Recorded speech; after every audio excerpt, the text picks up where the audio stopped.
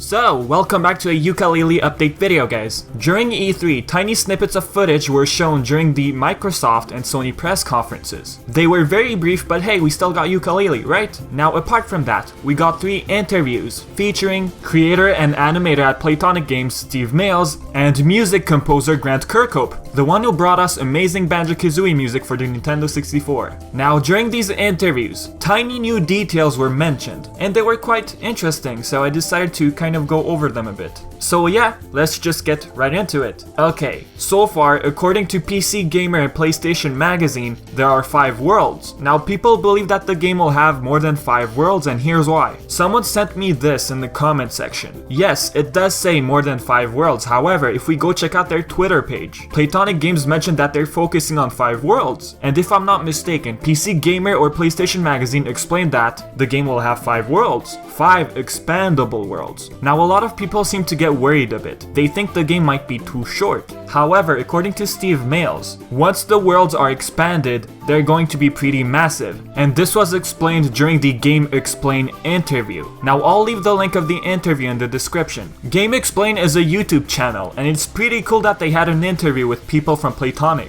Okay, before I move on, the picture I just showed you guys is probably from early production. Now, a lot of things can change with time, so in the end, I guess Playtonic Games decided to add in 5 expandable worlds. In my previous video, I mentioned that 200 quills are collectible in an expanded world, so I'm going to assume that we can collect 100 quills in the non-expanded version of the world. Once it expands, we can collect another 100 quills. So we could think of this as 2 worlds in one. If so, then the length of gameplay might perhaps be the length of 10 Banjo-Kazooie worlds. Well, that's what I think. How exactly can the player expand worlds? According to GameXplain, players have 3 choices. Choice number 1, expand the world the player is currently in. Choice number 2, unlock a brand new world. Choice number 3, expand another world. So I'm assuming that the player can basically save up a bunch of pages and decide when and how to use them. According to Mayles, an example of an expanded world is the cloud which we see in the trailer. To be more precise, the pink cloud. This cloud goes by the name Nimble apparently. Now, Banjo-Tooie was a pretty challenging game, and apparently there were a lot of complaints regarding how the worlds were separated. Some fans felt like the worlds were too far apart. Now, according to Playtonic, they're gonna try and fix that. They're basically gonna take what fans loved from Banjo-Kazooie and Banjo-Tooie and fuse them together. Mayles also explained that they decided to go with expandable worlds. They didn't want to go with multiple large worlds like Banjo-Tooie. Now, I know some of you would have preferred that, but I'm pretty sure the game will be good nonetheless. Alright, next. In my old videos, I mentioned that the game will have multiplayer. In the GameXplain interview, it was explained that the game will have 8 standalone local multiplayer arcade gameplay, just like good old times.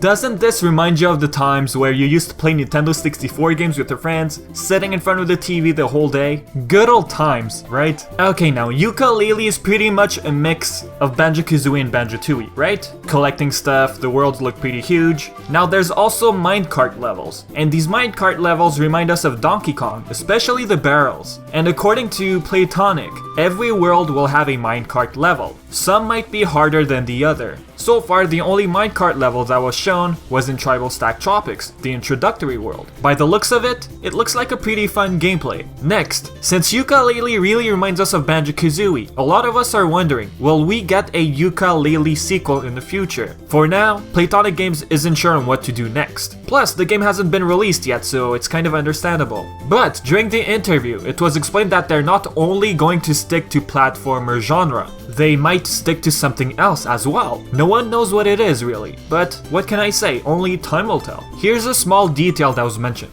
When characters remain idle, they'll move and make funny moves and stuff, just like Banjo-Kazooie. And apparently, after a huge fall, Laylee will pick up Yooka. Now that hasn't been shown yet, and so that tells me we should expect a lot of character animation throughout the game. Here's another interesting thing that was mentioned during the GameXplain interview. The interviewer mentioned whether or not Yooka and Laylee would be able to split up during gameplay. We didn't get an answer. However, Kirkhope said, "You never know." Does this mean that Yooka and Laylee will be able to split up just like Banjo-Kazooie? Just like how Banjo-Kazooie split up in the second game? If so, that might add another layer of challenge to the game. Alright, next, we move on to the GameSpot interview. nothing new was mentioned. However, out of everything that was mentioned, one thing was pretty interesting and got me confused, to be honest. Mayles explained that once players collect enough quills, they can either unlock worlds or expand them. Now in the GameXplain interview, he explained that once players collect pages, they decide what to do, either expand the world or open new worlds. Okay, here's what I think. By collecting enough pages,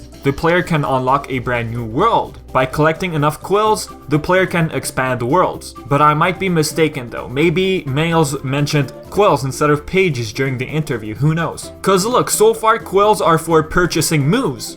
But anyways, what do you guys think about all this? Alright, later on, Kirkhope and Mayles were in an IGN interview. And during the interview, they showed the toy box version of Yooka-Laylee. What exactly is the toy box version? The toy box version is like a demo, let's say. It's spoiler free and gives players the chance to experience the moves and experience the gameplay. And according to Kirkhope, there are some tunes in the toy box version that we still haven't heard. But the thing is, the toy box version will only be available on PC. For backers who gave at least 20 euros? That's what I'm reading online. And I think that was mentioned by someone from Playtonic if I'm not mistaken. Okay, during the footage, nothing was shown. It was a bunch of blocks and stuff like that. We had a few plants here and there. We had a bunch of treasure chests. Does that mean that the official game will have treasure chests with quills in them? Probably. And there are some moves during the gameplay that really reminded me of Banjo-Kazooie. One is the flap flip ability where Yooka and Laylee do a flip and jump in the air. Now Banjo-Kazooie had a similar move, which was called the flap flip, basically. Here's another ability that reminds me of Banjo-Kazooie. It's the Talon Trot ability. In Banjo-Kazooie, in order to go up steep slopes, Kazooie had to put Banjo on her back and go up the cliff. In Yooka-Laylee, the player can't go up slopes that are too steep.